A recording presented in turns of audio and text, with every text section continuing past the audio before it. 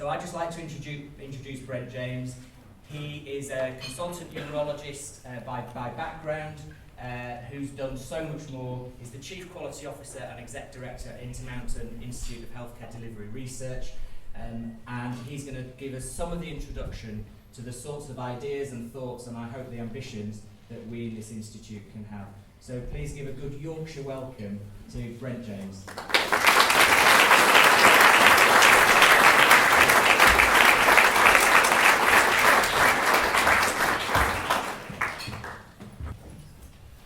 Thanks very much, Simon, and good afternoon. It's a delight to be here with you.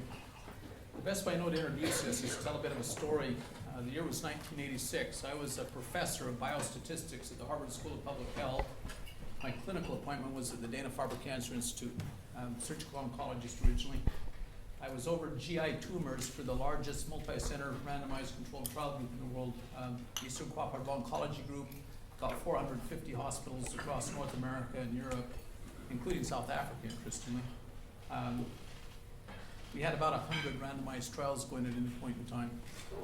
I came to Intermountain mostly because of a change in my personal life. I suddenly found myself a single parent with a 3-year-old, getting closer to family a bit. But when I showed up, I discovered that they had an interest around something called variation research. People at that point in time had examined variation in hospitalization rates on a geographic basis across the United States, Canada, and Europe. It's a common phenomenon across modern medicine, basically. They wanted to push it one level deeper. We were a hospital corporation. Intermountain has 22 hospitals, about 185 outpatient clinics. We're about 60% of all care in our region of the United States. A mixed model, large academic medical centers down through very small rural facilities. About 1,100 employed physicians, about 2,000 community-based affiliates, consulting physicians, about 34,000 employees within our system. Well, as a hospital group, they wanted to track variation a layer deeper. They already said, once the patients are in the hospital for treatment, do we treat them the same? Now, without going into too much of the detail, I helped them with a rigorous study methodology, about as good as you can get with an observational study design, which is what this lends itself to, of course. In a 2-year time period, we studied 6 major areas: transurethral prostatectomy, open cholecystectomy, gallbladder disease, total hip arthroplasty, that's artificial hip joints, bypass graft surgery, permanent pacemaker installation, and then community-acquired pneumonia. I'd just like to show you what we found. Short version, massive variation. This is taking a cut along the lines of physicians. You would find similar variation if you looked at nursing. You would find similar variation if you looked at other ancillary health professionals, respiratory therapists, physical therapists. It's a generic thing, but I'm going to show the physician view. 16 urologic surgeons with statistically meaningful numbers of cases. I've arranged them in order of grams per minute. The little green boxes show true surgical procedure time. Not operating theater minutes, but the actual time from when they inserted the uroscope and started to resect to when they pulled it and said they were done. Which is what they were interested in tracking. The little red circles show grams of prostatic tissue removed. This procedure is performed to remove prostate tissue. Give you a sense of the variation. The longest median procedure times across a statistically meaningful number of cases was 90 minutes. The shortest was 38. It's about a 2.5-fold variation in surgical procedure time. 150% more difference. From 13 grams of tissue with physician G to 42 grams of tissue with physician J, it's more than a 3-fold difference in actual grams of surgical tissue, prostatic tissue removed as part of the surgical procedure. The thing that really flummoxed me as a surgeon, completely unexpected, the data showed it very strongly. You can see it on the slide. The longer you operate, the less tissue you remove, which was quite surprising.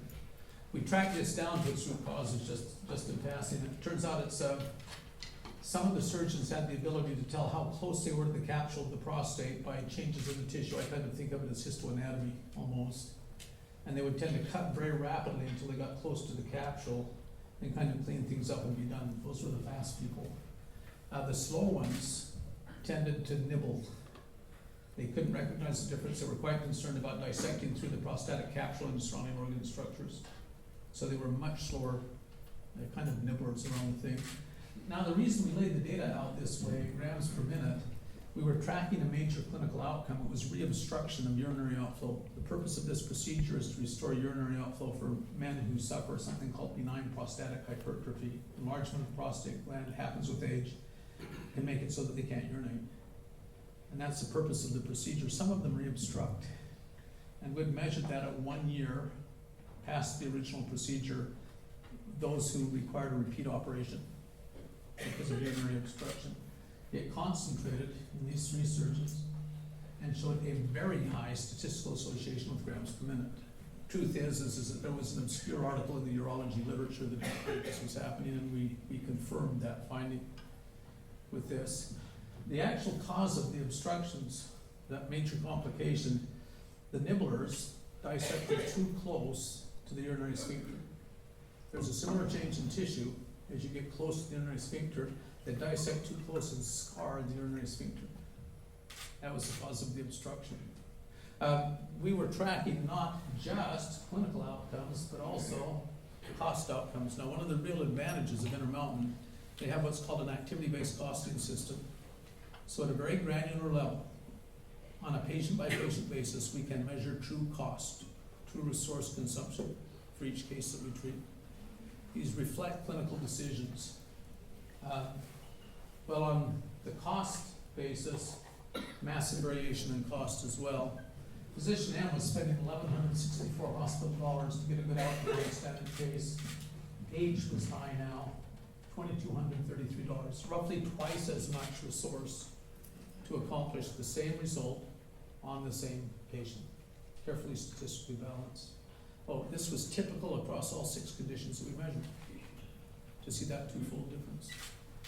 Now, without going into the details, some important things about this. This is a summary slide that actually pulls together about 45 factors that have costs associated with them. I mean, every dose of every drug, every laboratory test, every imaging exam, acuity-adjusted hours of nursing services, acuity-adjusted minutes in a procedure room and operating theater, every supply that was used. Well, if you break it apart into individual items, you find the most interesting phenomenon. There's not a single instance where one physician is consistently good or consistently bad. See this man who looks so good, physician man? On average, he was very efficient. Trouble was, he had 3 or 4 things where he was the worst in the group. This man who looked so high age, on average, fairly high consumption. Trouble was, he had 3 or 4 things where he was actually the best in the group. And if you looked at the detailed data for any length of time at all, you were forced to the conclusion that it was not a matter of choosing the best surgeon. The best care for a patient almost certainly was scattered across the entire group, if you're interested in best care. And that every one of these men, because they were all men in this instance, every one of them had a little something they could teach and a little something they could learn. And what that's doing is forcing you from what's called a person focus, a judgment-based system where you say good physician, good nurse, bad nurse, good hospital, bad hospital, league tables. It forces you into what's called a process level focus, where you separate person from process, what's called a learning system. Learning systems focus on process. And you realize people can change their processes, people can share processes. So it forced us into a process-based focus. Now, without going into the details, we shared these data back in a blinded fashion. You know who you were, no one else did. We used it to ask questions about best care. It was associated with fairly dramatic improvements in both clinical outcomes, reduced complication rates in this instance. The urethral strictures went away, by and large, and fairly profound drops in cost of care. It eventually led me to a man named W. Edwards Deming, the father of quality improvement theory. He had a theory that described what we were seeing clinically.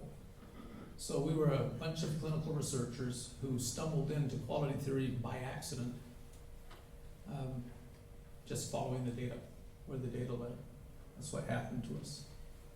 It turns out this is part of a bigger class. If you were to do a Medline search right now, looking for articles in the peer-reviewed medical literature documenting various aspects of variation in care, you will be able to extract about 40,000 articles published in the last 4 years. Amazingly broad and amazingly consistent in findings. It breaks out into 5 major categories. I just wanted to quickly review them. The first we've already mentioned briefly, massive variation in practice at a geographic level, pushing down to a individual procedure level, individual patient level. Some people seeing these data on variation in practice raise the question, could it be that we're treating some patients inappropriately? Now, their definition of inappropriate care was completely medical.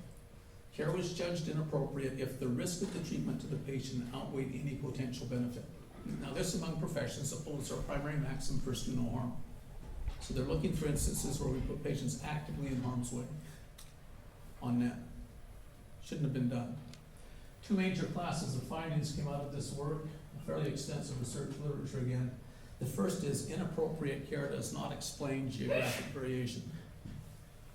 Low utilization communities had about the same amount of care judged to be inappropriate by one's peers on careful review as did high utilization regions.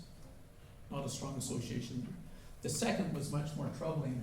For some major procedures routinely performed in modern hospitals, well, the high water mark, 32% of all carotid endarterectomies performed in the United States judged clinically inappropriate, where the risk to the patient outweighed any potential benefit. It should never have been undertaken, but it was anyway, you see.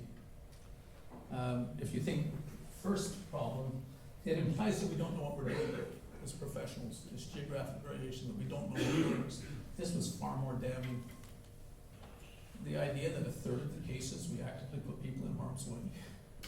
No one's done a careful summary across the entire House of Medicine. Our best expert estimates are about 15 to 20% of care delivered in modern hospitals is clinically inappropriate. Should never have been done, or at least not the way that we did it. Number 3, November 30th, 1999, I served on a committee of the Institute of Medicine in the United States. We published a report called To Err is Human.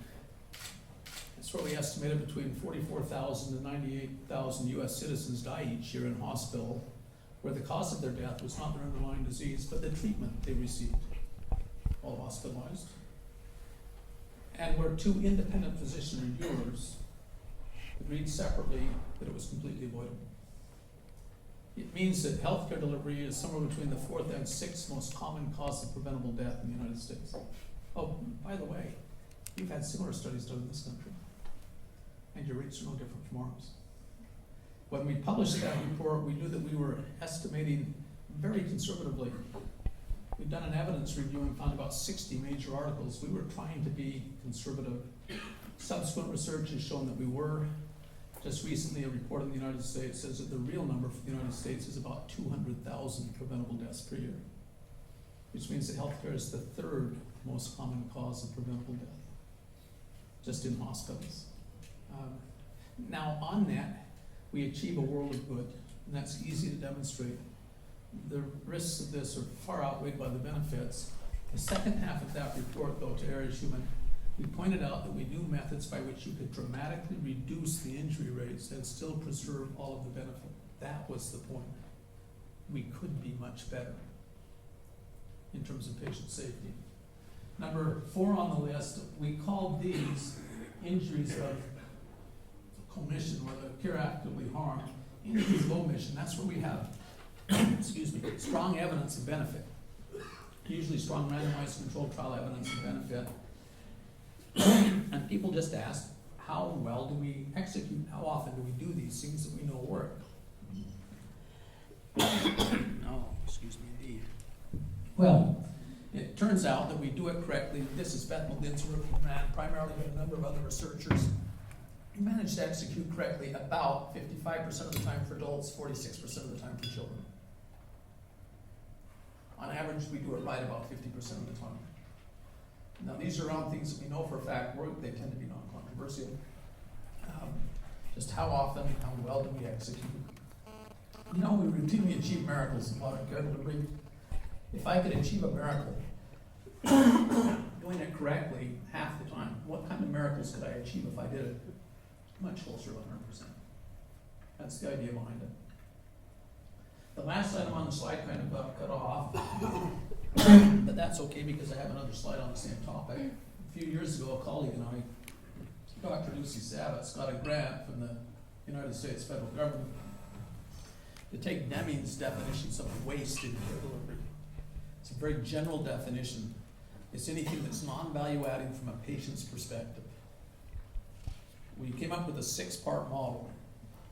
Map your Deming's ideas through to healthcare. We could find national level estimates for 2 of the 6. The other 4 were non-trivial, big things, but we only had estimates for 2. Admittedly, one of them was the largest by itself. On that basis alone of those 2, more than half of all resources consumed in hospitals was technically waste.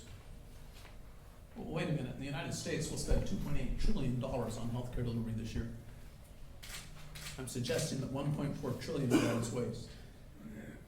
And we realized that if we could somehow extract out that waste, that we could deal with our budget problems.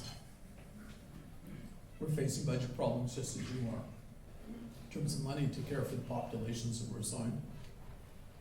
And the real opportunity was to find and eliminate waste. Oh, Deming's theory carried it a step further. The way that you achieve those savings is through better care. Almost always, higher quality drives down cost of operations, properly approached, properly done. And this is the one that really hooked us right here, was this idea of waste elimination. Imagine a circumstance where, confronted with nasty budget realities, that I met those budgets not by withholding care, not by cutting nursing, for example, in my hospital, but by actually improving clinical outcomes so that the need was lower. See, and I can spread the remaining resources more broadly. Now, we had a real breakthrough purely by accident, by luck. The year was 1991. The reason I only list 6 clinical topics on that slide on QUE methodology, it was working for us. Higher quality, lower cost. We ran out of statistical sample size, where we had enough cases per physician in a reasonable length of time to use the QUE methodology. It's a very heavy statistical measurement methodology. We were looking for better ways to measure variation, and luck intervened. It was Dr. Alan Morris, our flagship LDS hospital, big academic teaching hospital, in 1991. Alan had been funded to do a randomized controlled trial of a therapy for a condition called acute respiratory distress syndrome. I won't go into the clinical details in the interest of time. Fundamentally, though, it's a disease of the lungs where patients leak tissue fluid out of their cells into the air spaces of the lung. And as the air spaces fill with fluid, no more gas exchange, no more carbon dioxide out, no more oxygen in, and people die from this. It's a deadly, deadly disease. Well, we usually manage these patients in an ICU on a ventilator. You intubate them, put them on a mechanical ventilator, try to use high-end expiratory pressures, high oxygen concentrations to drive enough oxygen into their blood through that portion of their lung that's not fluid compromised to keep them alive. That's traditional management. A group in Italy, they met usually in Milan, they were called the Milan group, had developed an artificial lung where they circulated the patient's blood out of their body using a heart-lung pump for bypass surgery, a CO2 scrubber, a membrane oxygenator, and back into the body. They had actually put a large tube into the femoral vein, circulate blood out, oxygenate it, circulate it back in, and then proposed this as an alternative therapy for ARDS. Of course, in the US, being what we are, many places were adopting this very, very invasive high technology approach at great expense, despite a lack of any evidence showing it actually worked. That's kind of a hallmark of the US system. If it might work, let's do it. You see? Well, Alan got the grant from National Heart, Lung, Blood to test this therapy, so we're putting together a randomized controlled trial.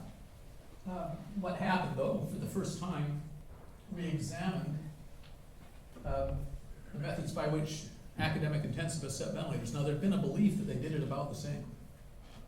some of the finest science in all of medicine, strong physiologic models. But based upon our findings around variability, for the first time we looked, and what we discovered was massive variation from intensivist to intensivist in terms of how they set ventilators. It even went a step deeper. We were able to show significant variation. Same intensivist attending, same patient morning to night rounds. We were able to document significant variation. It has to do with complexity, as it turns out, which was driving it. Well, we knew the answer to this. This is why we use protocols in the arms of trials. In a randomized controlled trial, if you don't deliver the care in the arms of the trials in a consistent way, you can't tell if changes in patient outcomes link back to the care or to the bias you introduce from inconsistent care. That's why we use protocols in the arms of trials. So we set out to develop a protocol. Turns out, though, that we were now informed by the variation literature and examined it much more thoroughly, a series of major problems that we discovered. This is a short list. The first is at level 1, 2, or 3 evidence. Level 3 evidence is expert consensus opinion in a published form, by the way. It's very soft. Level 1 is randomized controlled trials. Level 2 is strong observational designs. We could find evidence for best practice about 50 to 25% of the time, on average. Now, sometimes it's much better. Pediatric oncology is probably the best in the world right now, around 40 to 50%. On the other hand, general pediatrics, very close to zero, you see. This is one of the sources of variation. What I'm saying is that 75 or 85% of the time, physicians and nurses can hold legitimate differences of opinion about what's best because there is no evidence. And that's generally true. If you've ever tried to develop a guideline, you've lived this. It's a real challenge. The problem is that our fallback, expert consensus, generate their own level 3 evidence. There's a strong body of evidence that shows that expert consensus is unreliable. That if you ask a group of respected authorities about measurable rates, you'll get a full range of estimates with no discernible pattern of response. We know that experts in estimating measurable rates will typically misestimate those rates by 20 to 50%. They can be off by as much as a factor of 2. These are respected expert authorities. And that they tend to be very highly biased, that we believe that we do far better than we actually do. So it calls real question around expert consensus techniques. There's a strong body of literature when guidelines were first introduced that shows that guidelines don't actually change practice. Now, if you do the grand rounds, you prepare the articles and share them, the clinicians involved will tell you how valuable they are. They will tell you that they've changed their practice. The problems come when you measure whether they change practice, and they don't. And that's surprisingly robust too. And lastly, the big one, sorry for being partially cut off. We had strong evidence that no two patients are exactly the same. The way we set it, we didn't think we could write a guideline that perfectly fit any patient. More on that in just a minute. Therefore, Dr. Morris chose to use his new protocol in a very clever way. The year before, a study had come out, a book really, called The Machine That Changed the World by a fellow named Womack. It's the first study that described lean. One of the 3 principles of lean is something called mass customization. And Dr. Morris wondered if we could use mass customization to deploy the protocol. So we built an evidence-based protocol, mostly around expert consensus opinion. We realized it had never been validated. That's true of almost all guidelines coming out. Almost none of them have validation data. Therefore, what Alan did is he asked all of the clinicians to please follow the guideline for ventilator settings in the control arm of the trial, but he said, if you ever have a circumstance where you just feel that it's wrong, you can override it at will, on a whim. Change it to what the patient really needs. You see, he didn't stop there. Anytime somebody varied, he recorded the fact that they varied, and we would then feed those data back. Well, we met every Thursday afternoon for an hour. All of the intensivists, as many of the nurses and respiratory therapists as could break free. And what we'd do is discuss those cases where somebody varied. This was associated with some measurable phenomenon. Now, could I generalize the idea, though, for just a moment? We came to call the method shared baseline protocols, or some people call them bundles. So here's the idea. You identify a high priority clinical process. You then build an evidence-based best practice protocol around that process. You find such evidence as you can, use expert consensus beyond that. They're always imperfect. You have poor evidence for most practices, consensus is unreliable, do it anyway, just build it. This is a very important step. You blend it into clinical workflow. You want to make it so that it doesn't rely on human memory for its execution. We have about 20 tools that we use to do this, kind of grown up over the years. The most common by far is a standing order set at a physician level. What we call patient worksheets, clinical flow sheets. I'll show you a couple in a minute, you see. But the idea is if you just let it happen, don't mess with it, what you get is the evidence-based best practice protocol. See that idea? This is actually a fairly hard step. It's a lot of work to blend them in. Parallel with that, step 4, you build in a little data system that's going to track anytime somebody varies from protocol, and it's going to track patient outcomes. What happens? Short and long-term patient results, not just clinical results, but also cost results. So you always track clinical and cost results in parallel. Step 5 is actually my personal favorite. The way I say it to clinicians inside Intermountain, ladies and gentlemen, it's not just that we allow or even that we encourage, we demand that you modify our shared baseline protocol based on individual patient need. I'm not going to take you through it in the interest of time, but I have pretty strong evidence that with very rare exception, I can't write a protocol that perfectly fits any patient. And doctor, that's why we have you. I need a thinking mind at the interface who determines what varies and how it varies. You see? But we fully expect you to routinely vary from protocol based on individual patient needs. Every individual who comes to us is slightly different. You have to somehow honor that fact in how you approach this thing. Yeah, but then you don't stop.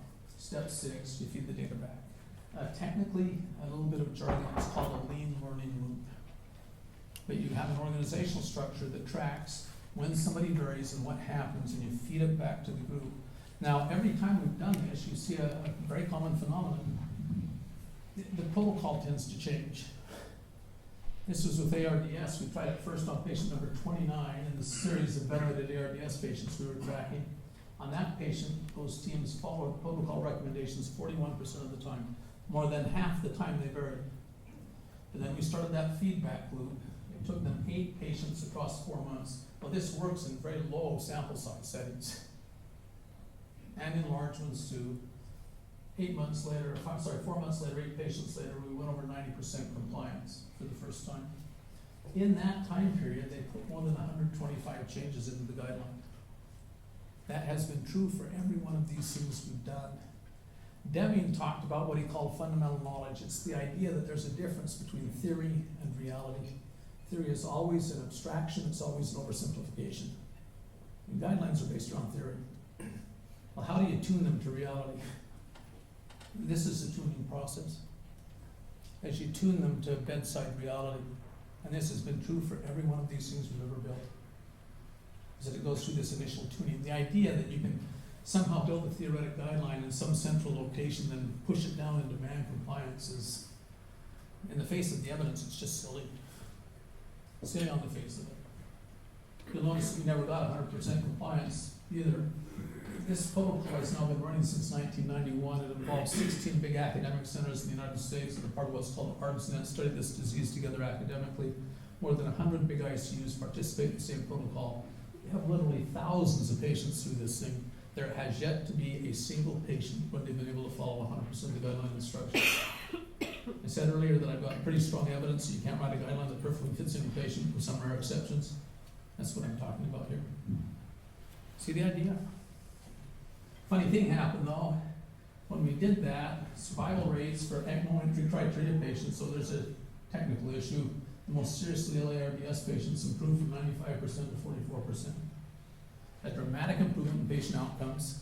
First time since ARDS was defined as a syndrome in the 60s that anybody had shown an improvement in clinical outcomes. It was associated with a fairly dramatic drop in cost per case. We'd come to expect that. About a 25% fall from about $160,000 per case to about $120,000, using that activity-based costing system to track true cost of care. Funny thing too, we hadn't anticipated, physician time fell by about 50%. The reason is you didn't have to bird dog every little step. the care process was reliable so that the physicians, the nurses too, could concentrate on that relatively small subset where they make a real difference by intervening.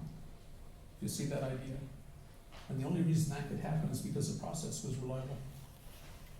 I've got about 60 of these running across the Intermountain system today that account for about 80% of all of our care, and we've shown similar results every place we've applied them across our entire system. Maybe not in terms of mortality. It's not a common outcome for many conditions, but in terms of good clinical results associated with cost savings. Some key takeaways. No protocol perfectly fits any patient. Well, the solution is a shared baseline bundle. Doctor, you will get as much scrutiny for complying with one of our protocols too much compared to your peers as for complying too little. If you're doing it differently than your peers, either you have something to teach us or we have something to teach you. It's a learning opportunity. See that idea? And that's literally true. I won't go into the details, but I can show you cases where people have complied too much. They've kind of got lazy. They laid back and let the protocol treat the patient. Not a good clinician at substandard care, just in passing. Very serious limitations to protocol development. Well, build a learning system. You get that learning feedback loop running so you can tighten them up. We know that reliance on human memory produces about 50% execution. Using the shared baseline, I get very close to 100% execution, and it's associated with dramatic improvements in clinical outcomes. Now it's interesting. It turns out this is how I was trained in surgery. This idea is not new to medicine. More on that in a moment. It really is only two real changes. The first is that instead of me having my approach as a physician, you having yours, you having yours, you having yours, you having yours, each separate, independent, and expecting the staff to adapt to us and our personal favorite approach. Given that we work in a shared environment, what if we had a shared approach around which we varied this idea of a shared baseline? Are you willing to be a member of a team? That's the only real question. Well, and then better data systems. Data systems to make the whole thing transparent as you work. See the idea? Yeah. Another quick example. Number one cause of death in a U.S. hospital is sepsis, a body-wide infection. A little more than half of those enter the hospital through the emergency room. Nationwide in the U.S., mortality from sepsis coming in through the ER is between 20 and 50%. This is a very deadly condition. Well, same thing. This was led by Dr. Todd Allen, whom you will meet later. He's going to come over and help teach. He's my number 2 in the institute and an ER physician. He led this with Terry Clemmer, one of the original intensivists in all the world, who established our level 1 trauma unit at LDS Hospital. Well, they did the same thing of a shared baseline protocol, a bundle for sepsis in the ER, very, very aggressive detection and treatment as we transfer those patients to ICU. When they started, they had about 30% compliance. You'll see that this one took about 3 years to tune. The time varies. With the RDS, it only took about 4 months. Well, across about 3 years, they tuned and tuned and tuned. Today, it runs at about 95% compliance. As I mentioned, mortality in the U.S. ranges from about 20% to 50%. When we started, we were among the best in the United States in terms of sepsis mortality. We were at 20.2%. It has now been 3 years since we went over 9%. That represents about 125 lives per year in the populations that we serve at our 4 biggest tertiary hospitals that we run. Another 125 lives. The trick is, I have more than 100 of these areas that I can point to. I can document more than 1,000 lives per year. The way I like to say it, which is actually quite accurate, in Intermountain we count our successes in lives, literally. And you understand that 1,000 lives per year, that's the tip of the iceberg. Think of what that translates to in terms of function restored, suffering averted. It's dramatically better care than we've practiced in the past. And that's the primary reason we do it. The secondary thing, though, once again, even for sepsis, they reduce the cost of care for our community by about $1.3 million per year. This is just direct cost measurement out of the cost accounting system. We have to run operating margins. It's about $720,000 per year in operating margin by improving the care. We've come to expect that. Well, if I summarize that, I can document about $350 million per year in Intermountain in cost savings. that drive directly from better care. What we're doing is a mere down payment on eliminating the waste that's out there. But it's a good start. And, well, far more than enough to make us financially quite viable, financially doing very well in a time of intense cost pressures in the United States, with many hospitals starting to fail or moving toward failure because of the cost pressures they face. See the idea? It's not just that you count our successes in lives. Nearly always better care is cheaper care. Not always just in passing. But the theory describes those circumstances where better care costs more. It's just that the cost savings far dominate the expenses, and it gives you resources that you can then put into those areas that cost a little bit more to get a better result. You see the idea? Lesson number 3, there really is nothing new here. I would argue that I learned this in my surgical residency, what you call a registrar. When I was doing a case, I expected to reach my hand back and have my scrub nurse slap the right instrument in my hand without a word being said. And the reason is I did it the same way every time. I was absolutely compulsive about it. It was pounded into my soul in training. Now the truth is, if I were in your peritoneum, I would always find small anatomic differences.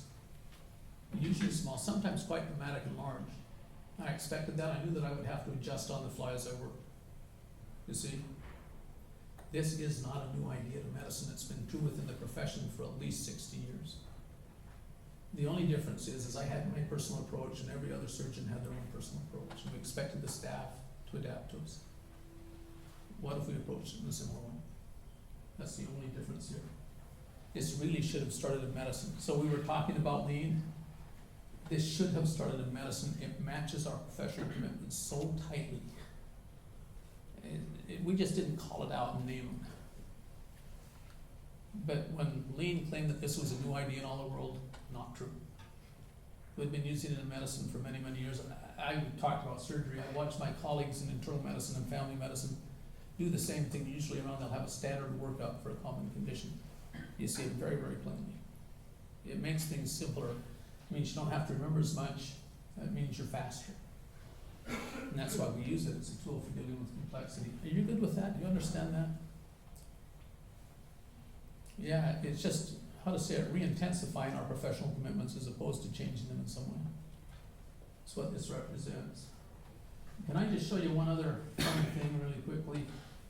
One of the single biggest conditions we treat in an outpatient setting is type 2 diabetes mellitus. We had a care process model, one of these shared baseline protocols deployed and implemented, running for it, and we were getting pushback, 2 levels. One was from some of our physicians said, well, yeah, that's great, you've got your care process model for type 2 diabetes, but none of my patients are that simple. They've got diabetes, they've got hypertension, right? They've got heart failure, and so on down the list. We actually thought that this was most useful in complex patients. That's what we were getting from our geriatricians, but they were pushing back. We were getting administrative pushback. The surgeon who leads our Intermountain Medical Group, our employed physician group, you see, to run this, we wanted to embed nurses in primary care practices, care management nurses. And she said, well, I won't be paid for them. Where am I going to get the budget to pay for these people? We said, well, maybe from the savings. And she said, well, show me the savings before we would proceed. So we did a trial. The treatment arm was our care management nurses embedded in a practice with some support I'm going to show you next, with some support elements. Part of the care process model, the shared baseline, compared to routine, non-standardized practice. So the care management, the treatment arm is the yellow line, controls are the white line. So this is the results of that trial. At 2 years, it showed a significant survival range using the protocol with complex diabetics. Diabetes mellitus and these 3 significant comorbid conditions in an outpatient setting was what we were tracking. 2-year hospitalization rates fall from 39 to 31%. This was some tens of millions of dollars in savings, by the way. I didn't actually put a number on it. I didn't have to. For Linda Lackman, the surgeon heading the Intermountain Medical Group, it was this one. Physician productivity improved by 8%. It takes about 4 or 5 primary care physicians to keep a care management nurse busy full time. A generalist who's looking at many chronic conditions. That 8% improvement in physician productivity was enough to pay for the nurse all by itself, you see. And so we discounted the change in hospitalization rate as a pure financial benefit. I mean, just icing on the cake, as it were. But another major cost savings. I wanted to show you the tools we used. There were 4 tools. Now let me warn you, when I go through them all, I'm going to ask you which was most effective, in your opinion, in changing practice behavior and clinical and cost outcomes. We deployed them in such a way that we could measure them. Independent contributions. Tool number 1, we call an action list. We're losing along with the resolution of the projector versus my American computer. We produce these and force them to you quarterly, whether you want them or not, whether you're employed or not. It lists every diabetic patient in your practice. The green bars are so you can correct your registry. This is a registry that runs across our entire system, about 60,000 type 2 diabetics in it, and assigns them out to practices. If they've died, if they've moved, if they're not yours, somehow you correct it by sending this back in with notes on the green bar. I've stripped out the patient identifiers, of course. But then what it lists are the major elements of good diabetes care, testing rates and level controls. And you can't see them, but some of these are flagged. If it were high resolution, you'd see these little markers next to them. Any patient that is not an ideal care, in terms of testing rates and level controls, get flagged. And of course, the practice knows the patient personally. The care management nurse uses this to call patients in for visits, perhaps send them to a diabetic educator, whatever they need to move them along. But that's tool number 1. We call them actions. Most of the practices generate them monthly, typically. It's just available for the care management nurse whenever they like one. But we force them to them quarterly. Tool number 2, we call a patient worksheet. Anytime a patient comes in for a visit, the computer system generates these. For affiliated practices who are on our electronic medical record, you can get them through the web. And typically it's blended into workflow at chart prep time. When you're preparing a chart for a visit, they'll produce these. Up at the top it lists basic demographics, who the patient is, basic demographics, the problem list. This is part of the registry function. This is obviously fake. It only has 2 medications on the medication profile. For a real patient like this, it'd have 12 or 15. That means it wouldn't have fit on one piece of paper though. Preventive care summary for immunizations, screening, labs, pertinent chronic conditions, exams, pertinent chronic conditions. This last piece we call passive reminders. They're generated directly from this information and the care process model. They're really a form of orders. We have to word them carefully to avoid legal perjuration. So you can't mandate that this should happen. You don't just stick the order in there. You do it in such a way that the physician can choose not to do it easily. Essentially, all of our physicians use it as an order sheet. They also, anytime I go to see my primary care physician, he'll nearly always produce a copy of it as a visit summary for me, and it works pretty well. This is the idea of a target of opportunity. Anytime that patient comes within my reach, I'm going to buff them up on this. You see, they come in just for prescription refill. If they're behind on their diabetes care, it's going to get corrected. Well, on a whole series of other chronic diseases, basic preventive care. See the idea? So that's tool number 2, is the patient worksheet. Tool number 3 are comparative outcomes. This is for Dr. Steve Towner. He's a general internist within our system, Mayo trained. He has a very large diabetes wellness practice, 244 type 2 diabetics in his general internal medicine practice. These numbers are hard to read, show testing rates. He's at 100% on blood pressures. He's on 98% on timely hemoglobin A1Cs. This compares him to him, his region, and the system. Blue, green, and red. The little bar charts are level controls. So for Steve, just under 70% of his patients have hemoglobin A1Cs of less than 7. We use a slightly different measurement on this, I think, than you do. That's where the diabetic risk is minimized. Only 2% of his patients have A1Cs of greater than 9, which is a high risk category. This is A1Cs, this is blood pressure control, these are lipids, urinary proteins. It actually runs to a couple of sheets for dilated retinal exams, fetal sensory exams, the full range of measures for diabetes. Yeah, you do outcomes comparisons. This is the version that goes to your medical director. So you'll have a medical director assigned whether you're employed or not. My joke is if you do poorly on diabetes, it's worth a free lunch. Your medical director is gonna invite you to lunch if you're doing poorly on diabetes. Well, that's tool number 3, our comparative outcomes. Tool number 4, we have a financial incentive assigned to it. It's about a $3,000 swing in terms of your pay per year. It's relatively small, in other words, compared to the income of a physician. But we have a financial incentive tied to it. So I've shown you 4 tools associated with that change. I showed you the change. It turns out across those 60,000 diabetics, we're doing as well as any specialty we could do. Almost all of the care is delivered by primary care. We have 6 endocrinologists to support almost 60,000 diabetics. Almost all of the care comes through primary care at that level. But my question for you is of the 4 tools that I showed you, which was more effective in providing change or improving care? Now, what I'm going to do, you can vote for exactly 1. All right? No voting for 2. You must vote for at least 1. No voting for 0. So by show of hands, how many of you think that the main tool was the action list? I've got 1 taker back in the back. Yeah. How many of you think it was some patient worksheets? Oh, more. 1, 2, 3, 4, 5, 6, 7, 8. I'm going to guess about 15. How many of you thought it was comparative outcomes? That's what always happens. Everybody thinks it's comparative outcomes. How many of you think it was financial incentives?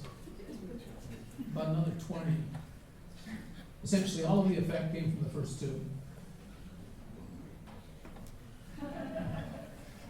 Empirically, essentially all of the change in care came from action lists, patient worksheets.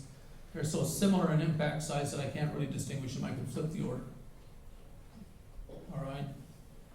The reason we include comparative outcomes, well, if I had you home in my class, I'd say, well, why would you think that comparative outcomes would work? There are 2 or 3 different change mechanisms that might be involved. The first is that those physicians, the dogs, they know what to do, but they're just kind of lazy. They're malingerers. They're choosing not to do it out of laziness. They know what to do, but they choose not to do it. Does that describe physicians to you, nurses, as you know their behavior? That'd be one mechanism. That's the most common one. If we just hold them accountable, it'll change their performance. The second one is likened to it. It's not that they are just dogging it. They could figure it out if they expended some effort. They could figure it out somehow. But they're not. Is that it? They're not working at level 1. They're also not working at level 2. They're just not working to figure out better care. They don't care. You see? Now, the reason that we actually produce it, it's definitely a secondary effect, but it does 2 things. Number 1, it shows it better as possible.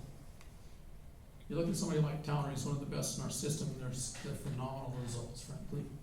And you look at that, and when your medical director invites you to lunch, he'll say, well, first of all, look what Towner's doing, this is possible. The second thing he'll say, though, is more important. He'll say, we think we know the process to make this happen. We know the mechanism. We know the pathway to get there. Well, by the way, about 80% of it happens at a staff level, not a physician level. Can we work with you to put this in place in your practice? That's what the conversation would be. We threw on the financial incentives at the end. They had 0 impact. We threw them on at the end. Just because it was fair, we were showing very significant cost savings, and it just seemed fair that we shared some of it back with the people that were producing the result. That was literally the thought around it. By that point, 0 impact in actual outcome change in our system. Now, what I'm showing you is a version of the chart that Simon, that you put up, where we talked about measures for selection versus measures for improvement. Now, the thing you didn't say, if you build a system for measures for improvement, it will be dramatically different than the data system you build for measures for selection. But interestingly, it contains the measures for selection. If you build data for improvement, you'll get very robust comparative outcomes as a secondary, but it doesn't go the other way. If you build measures for selection, you'll suck all of the resources out of your system, and you will not have the necessary measurement tools for improvement. It's a really bad trade-off then it takes some real leadership to build for improvement as your primary goal.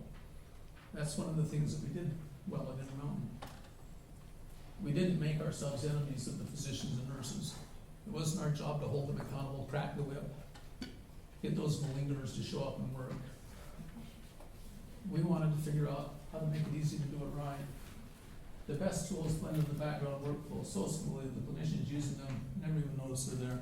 Life just gets better, more transparent, more clear. They format the clinical environment to make it easy to do it right. Or another way I like to say it, assume that your frontline clinicians are as smart as you are, as dedicated to patients as you are. They certainly are, maybe more so. As hardworking as you are, amazingly hardworking people. They're as motivated as you are. More than that, they're the only ones with that fundamental knowledge we talked about of how frontline processes really work. You see, the trouble is they usually don't control the systems that set the context within which they work. Those top-down mandates. Yeah. The only real question is how will your proposed intervention make it easier for them to do it right? You see that idea? And that's what we've been able to leverage so favorably inside the Intermountain system. Process management is the key. Higher quality drives lower costs.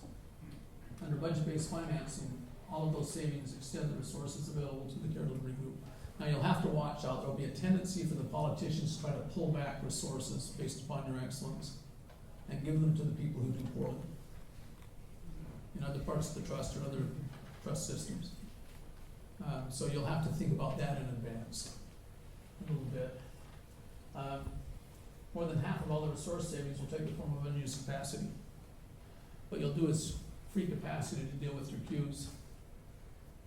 And my prediction is if you do this well, your queues will disappear. That's what typically happens. You'll find that your system has sufficient capacity for the real care as long as you get the waste out along the way, just as an idea. The fact is that excess capacity will be balanced by increasing demand for your services. You don't need to worry about putting people out of work. If anything, most going in the opposite direction. I'll just close with the basic mantra of my institute. It's an old Yiddish proverb, better has no limit. I've learned over the years I don't seek perfection. I just want something that's a little better. How do you make it easy to do it right? For those who dedicated their lives in service to their fellow beings. And with that, I'm 10 minutes over. We still have some time for questions and answers, or at least attempted answers. So thanks for your time and attention.